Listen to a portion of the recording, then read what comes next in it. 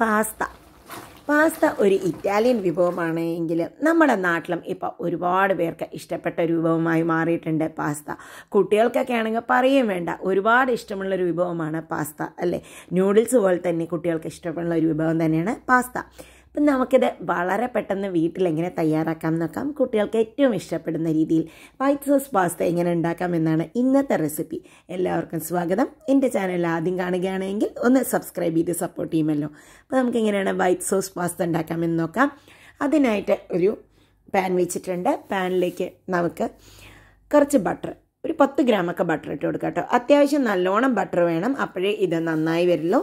അപ്പോൾ ബട്ടറിൻ്റെ കൂടെ ഞാൻ കുറച്ച് ഒലിവ് ഓയിലും കൂടി ഒഴിച്ചിട്ടുണ്ട്. ഒരു 2 ടേബിൾ സ്പൂണോളം ഒലിവ് ഓയിലും കൂടി ഒഴിച്ചെടുത്തിട്ടുണ്ട്. ബട്ടർ മാത്രമാണെങ്കിലും കുഴപ്പമില്ല. അതിലേക്ക് ഒരു 3 ടേബിൾ സ്പൂണോളം വെളുത്തുള്ളി ചെറുതായി അരിഞ്ഞതാണ് ഇട്ട് കൊടുത്തിരിക്കുന്നത്. നല്ലോണം ഇട്ട് കൊടുത്തിട്ടുണ്ട് വെളുത്തുള്ളിയൊക്കെ ഉണ്ടെങ്കിൽ ഈ പാസ്തയ്ക്ക് ഒരു ടേസ്റ്റ് ഉണ്ടാവുള്ളൂ. ഇതൊന്ന് നന്നായി നമുക്ക് സോട്ട് ചെയ്യാം. ജസ്റ്റ് ഒന്ന് സോട്ടാകുമ്പോൾ ഒരു 1/2 കപ്പ് ഒനിയൻ ചെറുതായി അരിഞ്ഞതും കൂടി ഇട്ട് കൊടുക്കുന്നുണ്ട്.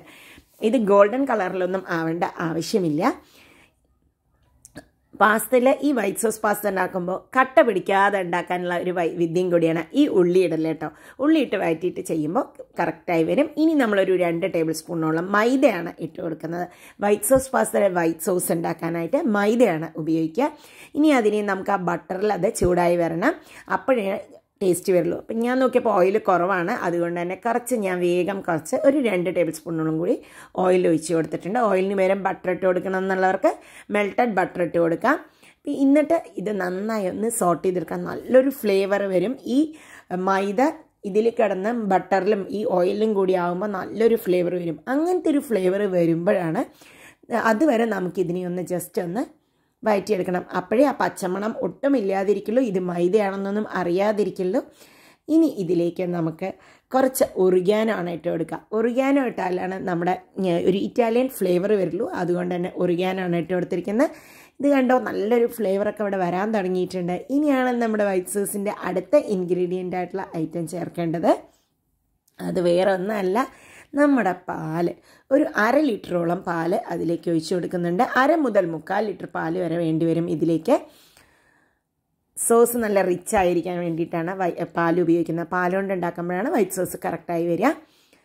അപ്പോൾ ഇതാ പാൽ ഒഴിക്കുമ്പോഴും ഒന്നിച്ചൊഴിക്കരുത്, മെല്ലെ മെല്ലെ ഒഴിച്ചു കൊടുക്കുക. എന്നിട്ട് അത് ഇളക്കി ഒട്ടും കട്ടയില്ലാതെ ഇളക്കണം.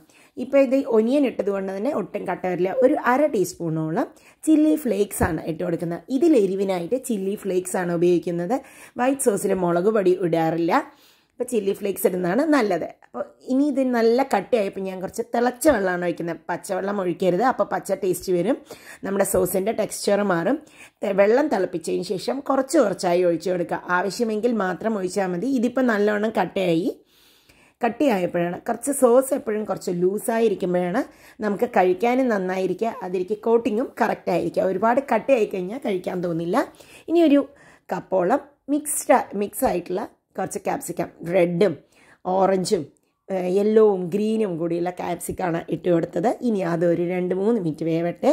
ഒരു 1/2 ടീസ്പൂണോളം പഞ്ചസാര ഇട്ട് കൊടുത്തിട്ടുണ്ട്, ടേസ്റ്റ് ബാലൻസ് ചെയ്യാനായിട്ട്. ആവശ്യത്തിന് ഉപ്പും കൂടി ഇട്ട് കൊടുത്തിട്ടുണ്ട്. ഇനി ഇത് നന്നായി ഒന്ന് നമുക്ക് തിളപ്പിക്കാം. വെള്ളം പോരാ എന്ന് തോന്നുകയാണെങ്കിൽ, സോസിന് വെള്ളം പോരാ തോന്നുകയാണെങ്കിൽ കുറച്ചും കൂടി നമുക്ക് വെള്ളം തിളപ്പിച്ചത് ഒഴിച്ചു കൊടുക്കാം.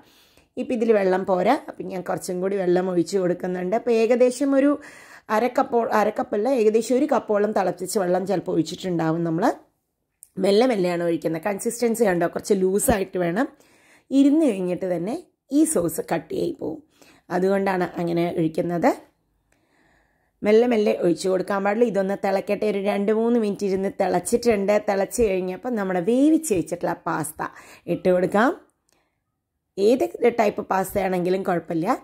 ഞാൻ ഇതിലിപ്പോൾ പെനി പാസ്തയാണ് ഉപയോഗിച്ചിരിക്കുന്നത്. ഇനി ആ പാസ്ത അതിലേക്ക് കറക്റ്റായിട്ട് മിക്സ് ചെയ്തെടുക്കാം നമുക്ക്.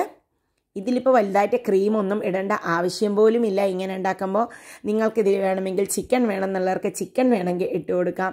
ഇതിൽ ബ്രൊക്കോളി ഇട്ട് കൊടുക്കാം. ഞാൻ ഇതിൽ വളരെ സിമ്പിളായിട്ട് ക്യാപ്സിക്കം മാത്രമേ ഇട്ട് കൊടുത്തിട്ടുള്ളൂ. ഒലിവ് ഇട്ട് കഴിഞ്ഞാലും നല്ലതായിരിക്കും.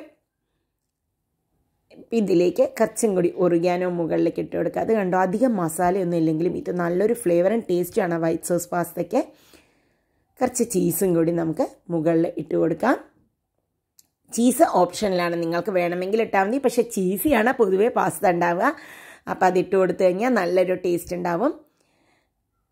ഇതിട്ട് കൊടുത്തിട്ടുണ്ട്. ഇനി കുറച്ച് നമ്മുടെ ചില്ലി ഫ്ലേക്സും കൂടി മുകളിലിട്ട് കൊടുത്തിട്ടുണ്ട്. അപ്പം നിങ്ങളുടെ എരിവിനനുസരിച്ച് ചില്ലി ഫ്ലേക്സിൻ്റെ അളവ് കൂട്ടാം. ഇനി ഒരു 5 മിനിറ്റ് ഇത് ചെറു തീയിൽ അടച്ച് വെച്ചിട്ടാണ് ഞാൻ വേവിക്കുന്നത്. 5 മിനിറ്റ് കഴിഞ്ഞപ്പോൾ തുറന്ന് നോക്കണ്ട.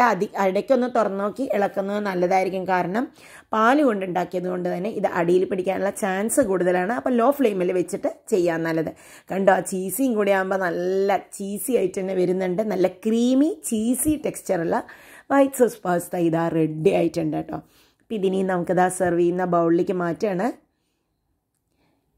ഇത് പാസ്ത എപ്പോഴും നല്ല ചൂടാന്ന് കഴിക്കുന്നതാണ് അതിൻ്റെ ഒരു ഫ്ലേവർ ആൻഡ് ടേസ്റ്റ് കേട്ടോ. അപ്പം നമുക്കറിയാതെ തന്നെ കഴിച്ചു പോകും. ഇനി ഇതിലേക്ക് കുറച്ച് നമ്മുടെ മൊസറല്ല ചീസും കൂടി ഇട്ട് കൊടുത്തിട്ടുണ്ട് മുകളിൽ. ഇതൊക്കെ ചീസൊക്കെ നിങ്ങളുടെ ഇഷ്ടത്തിനാണ്. കുറച്ച് ചില്ലി ഫ്ലേക്സും കൂടി ഇട്ട് കഴിഞ്ഞിട്ടുണ്ട്. അപ്പം നമ്മുടെ അടിപൊളിയായിട്ടുള്ള ടേസ്റ്റി ആയിട്ടുള്ള നല്ല ഫ്ലേവറും ടേസ്റ്റുമുള്ള വളരെ സിമ്പിളായി തയ്യാറാക്കാവുന്ന വൈറ്റ് സോസ് പാസ്ത റെഡി. അപ്പം നിങ്ങളെല്ലാവരും ഒന്ന് ഉണ്ടാക്കി നോക്കി ട്രൈ ചെയ്ത് അഭിപ്രായങ്ങൾ അറിയിക്കണേ. ഇഷ്ടപ്പെട്ടാൽ ഈ വീഡിയോ ഫ്രണ്ട്സുമായിട്ടൊന്ന് ഷെയർ ചെയ്യൂ. വീണ്ടും അടുത്ത വീഡിയോയുമായി വരാം. അതുവരേക്കും ബൈ. Thank you.